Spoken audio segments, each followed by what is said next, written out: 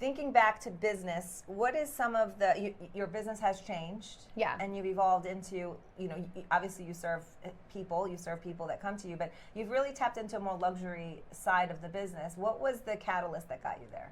Well, I would say to be honest, in the beginning, that was my true intentions, although it was not the easiest in the beginning, yet I was willing to play the long game.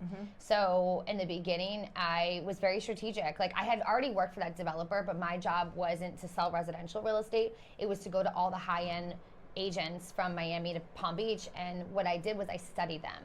Like, I studied them and learned about them, and then when I went into residential real estate, I was still studying them, and I would learn where I would have big maps in the room, and I would learn all the waterways. Like, anybody from 595 to Sawgrass, Everglades to the ocean, ask me a street, I'll tell you the value. I can tell you how high the fixed bridges are. I can tell you how deep the waterways are. I can tell you how big of a boat you can fit there, how long it'll take to get to the open ocean, if you can do a catamaran or a yacht based on the depth of the water. Like, you name it, I have it. Right. But that started just with maps I would blow up and just start to study on my own time. Yeah. And then I was super broke, so like most realtors, and I would go to all the brokers' opens and open houses that were all luxury, and houses up to 30 million, and my car was so ratchet and it had like these screaming belts on it, and I was so embarrassed. It was a Mazda Protege, and so I would park like far away from the brokers open and I would walk in like the only one of two black dresses that I had. And like nobody knew, right? And my brand was still pink though at the time. It wasn't a flamingo then though. And I would walk to the house like further away and just be like, oh, I was just at an appointment down the street. No, I wasn't. And then at the brokers opens and the open houses that were luxury, they always had food and drinks, so then I got to eat for free. So then when I really was going to get social media content and be like, hey, I'm previewing this home for a buyer. Do you think that they would mind if I jumped in the pool? The seller would mind. This could be all yours for $10 million.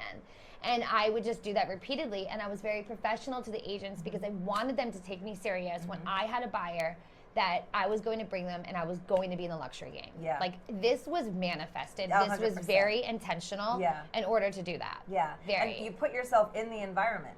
Yeah. So you put yourself in the environment to feel what that feels like. Yeah. And that's really a part of manifestation. I think a lot of people don't realize that when you're manifesting something that you want, it's really about connecting to the feeling of it. So you put yourself in the environment to feel what it feels like to be in the luxury environment.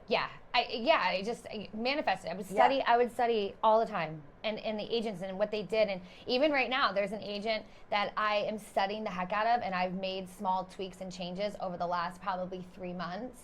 And because of things that I'm learning more from her, that I'm like, oh my God, that is genius. Yeah. That is, even yesterday, my protege that I'm molding right now, she said, you know, one thing I noticed that she does, the queen. And I was like, yes, what does she do? And she's like, she never says just listed. She doesn't say, my new listing. Everything just says new to the market.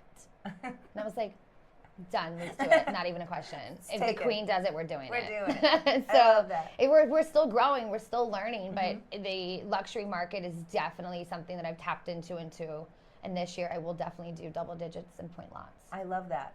See, it's just you saw it, you wanted it, you went after it. Yeah, I'm gonna get it. Yeah. It's not even a question. No, I'm no question here. We're gonna get it. So